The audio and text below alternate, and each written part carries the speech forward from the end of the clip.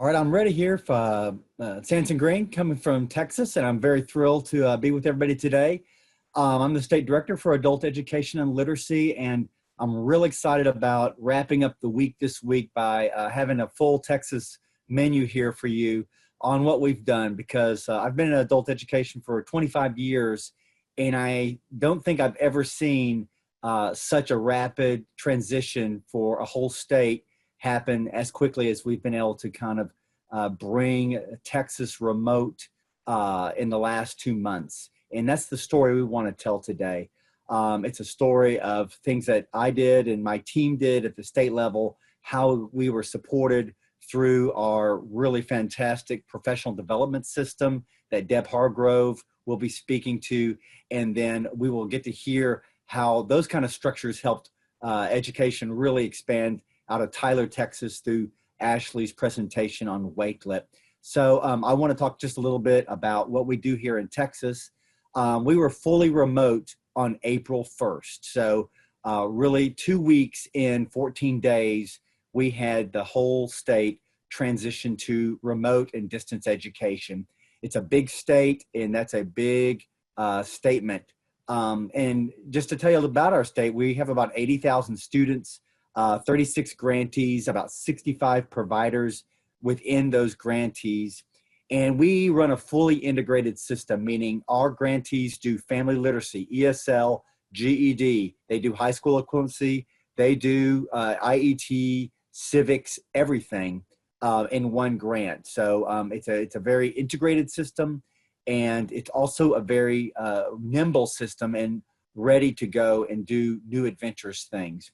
So about 50% at least of our service continuity continued when folks came back from spring break. We had spring break starting really the week of March 6th.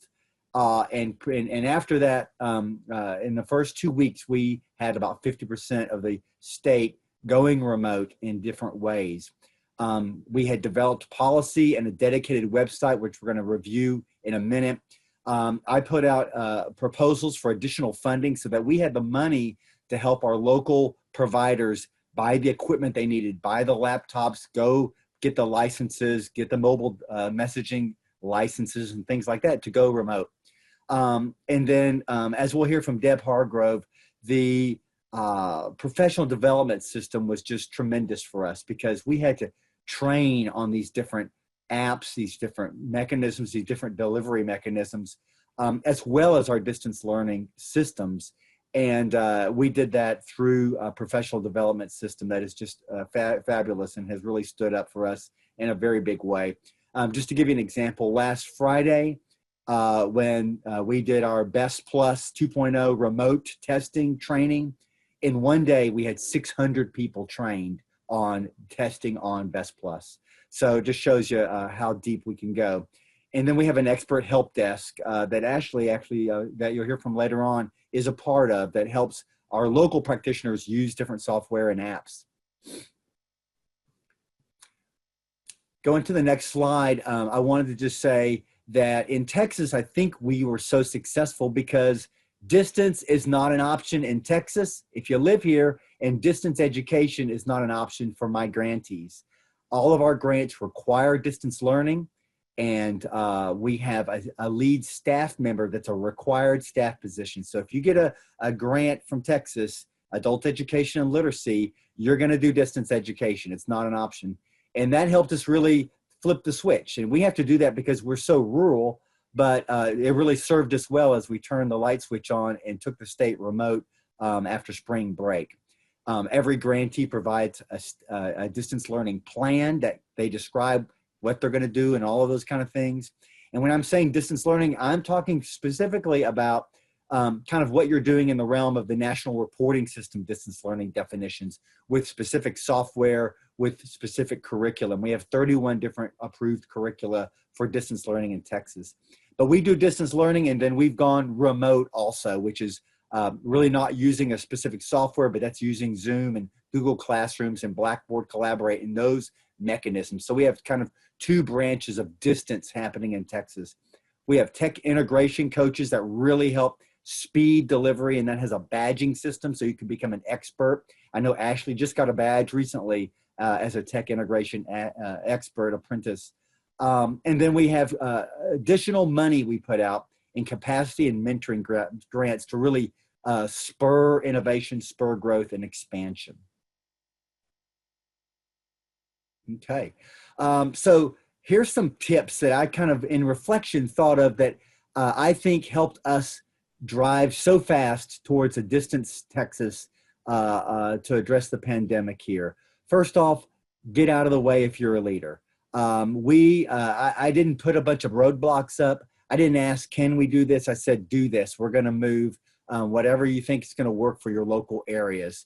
And we tried to pave the way with freedom and flexibility, but the guidance that people needed to, and the belief that there wasn't going to be some compliance that was going to sit on them later down the road that they'd have to worry about. We wanted service first and worry about performance later. And that was our mantra as an agency, was to really drive things to keep the customers getting their learning, getting their employment information, et cetera. The world's inside out. We assumed everything or most things we're doing now are dramatically different. So all the rules have to be kind of viewed at through a different lens. And I think everybody's realizing that right now. Learn what is happening locally as a leader. As a state director, I didn't make any assumptions. And I asked my grantees through surveys once or twice a week, what do you need? Is this working? How can we help expand? What do we need to do to support you? And we get almost 100% or 100% survey response because our grantees know we're listening. We respond. We have an FAQ that is 40 pages long with frequently asked questions on distance and remote education, on how to buy or loan laptops to students, how to do all these different things to expand in the state, and how to do things to help us bring in new students to the system. Because as unemployment grows, we need to bring more people into adult education because they want to finish their high school equivalency. They want to learn more English to be competitive as the labor market rebounds. No surprises to our leadership. I constantly brief almost every day what's happening so that we don't have any aha moments from leadership and saying, well, what are y'all doing? They know exactly what they're doing, and they can help me carry the message to the meetings that they're in. Don't cheap out. I knew we were going to need more money. Our local programs were going to need more money. So I immediately brought proposals together that were approved by our commissioners on the 14th to bring more distance out there and support them through curriculum, licenses, and those types of things. And then don't pretend or feel like you have to know it all. You can't. Rely on your systems, rely on the experts. I have found so many people that I did not know in Texas that now have jumped out as leaders because they were really expert on something, and now they're shining because we need that expertise and we've leveraged it. So with that, I've spoken about our professional development system. I can't say enough about what we do out of Texas A&M University, and Deb Hargrove, who's going to talk about our website. Because what we did was set up one place that we could host all of the information we're sending so that my grantees don't have to go fishing through their email, looking at different websites. We have one parking place for students and for practitioners, teachers, and directors locally to go to find information. So Deb, talk about that website and show us how we've used that to really scale and simplify things at the local level. Great, thank you, Anson. Good afternoon, everyone. I don't know if those of you can see the kind of joke on the bottom of the screen. I was looking for something funny for posting our pandemic with the don't blame me that school's out for summer. But, you know, one of the things that I think was important for us is we recognized early on, and if we go to the next slide, we recognized early on that we needed to sit down together and say, you know, do a triage. I mean, I liked Jen's word earlier. And so we all sat down, we got on a phone call, you know, the T-Call folks with the Texas Workforce Commission and Anson and his team. And we had all these questions. It's like, okay, what do we do? Do we need to move all instruction online? What about teachers who have no experience? Suddenly we've got, you know, face-to-face instructors who are now thrown online. How do we train them? Do they have the technology? Do they have the tech literate skills? What about our students? Do they have, you know, computer literacy? Do they have access at home other than their cell phone? You know, you can read all these. This is probably 5 or 6 of 20 questions we had. And after the discussion, we realized that the next thing that needed to happen logically was a web page. And if you'll go to the next slide, please. So we put together what we call a pandemic response website. We took the TCAL webpage and we added a blue bar across the middle that you can see, and we have 2 sections to it, the AEL provider section and then a website section just for AEL students. We wanted to be able to give something to our teachers that they could share with their students of resources that we were offering to them during the pandemic. And as you can see in the next slide, we separated it out, sort of targeting different aspects of a job. So for time's sake, I've kind of crunched some of these together. So the main part of the web page for the pandemic response, the top part of it really relates to administrators. You know, we've got an introductory comment from Anson.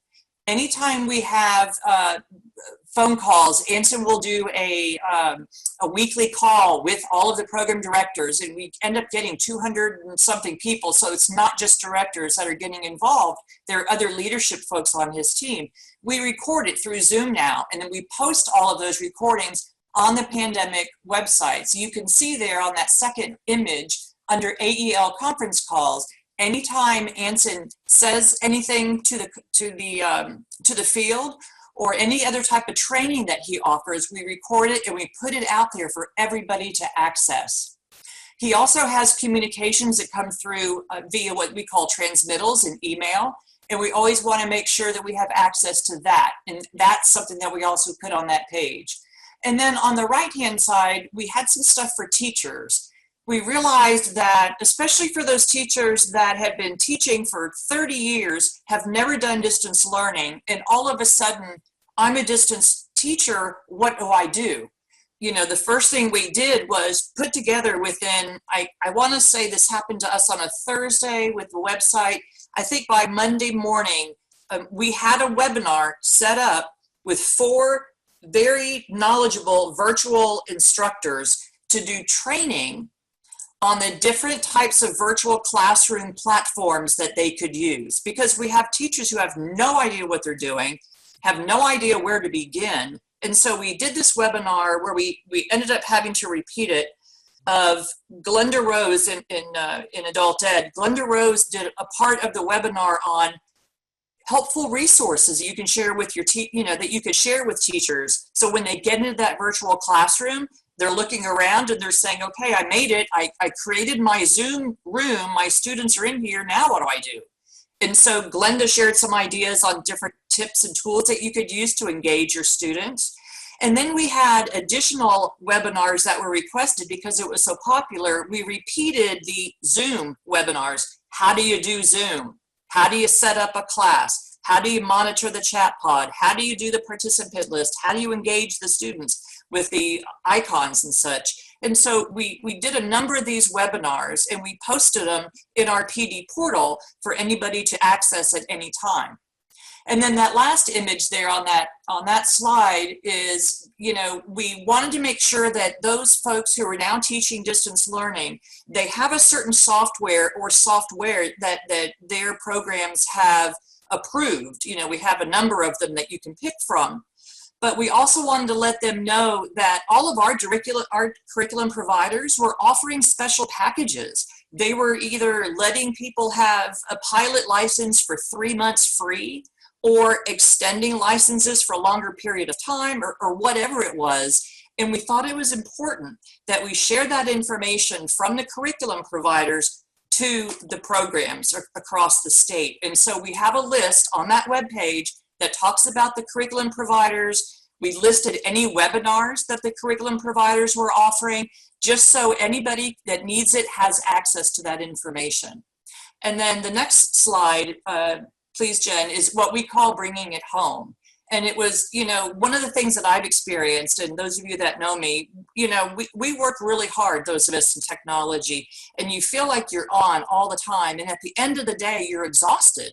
You know, I asked someone last week, what was one thing you learned as a leader through this pandemic? And I learned that, you know, I can be pretty calm. You know, who knew that I could be pretty calm? But one thing that Anson shared was he learned that if he doesn't take a break, he's going to burn out really easy. And so, you know, I worked very closely with Lori Slayton at Anson's team. She and I have been working, you know, back to back with each other on the website. And Lori and I came up with some Take Time for You websites. You know, we looked at things like yoga, short yoga, 15 minutes, 12 minutes, maybe how to do a progressive muscle relaxation that's only 15 minutes, you know, short activities that we could share with teachers, staff, programs, whoever, on how to take some time for you. Because if you're feeling stressed, think about the staff member or the teacher or the student who is not only still having to work, do something a totally different way, but they have children at home and they have to do their home responsibilities. And so we wanted to bring resources to that website that helped them get through this pandemic. And then finally, on the following slide, we have so many things that we're updating all the time that we didn't want programs to have to remember to come to the website and continuously look for what's new. So I stumbled upon, I think it was in something, David Rosen, that you'd shared, of the resource called Loom. And what I did was, I'm starting every Monday, I do a little video clip. It's about 2 minutes. And I go over only what's been added to the website. And then we post that, and it's on the top page of the website, and it says website update video, and it has the date. The one on there right now, I think, is April 27th. And you click on the video, and I just give a little overview of some of the things that have been added for that particular week. So, you know, we've got quick links, we've got, you know, that homework helpline thing that we talked about. We've got lots of resources for our teachers and our staff and our students that we're finding is very, very helpful for them.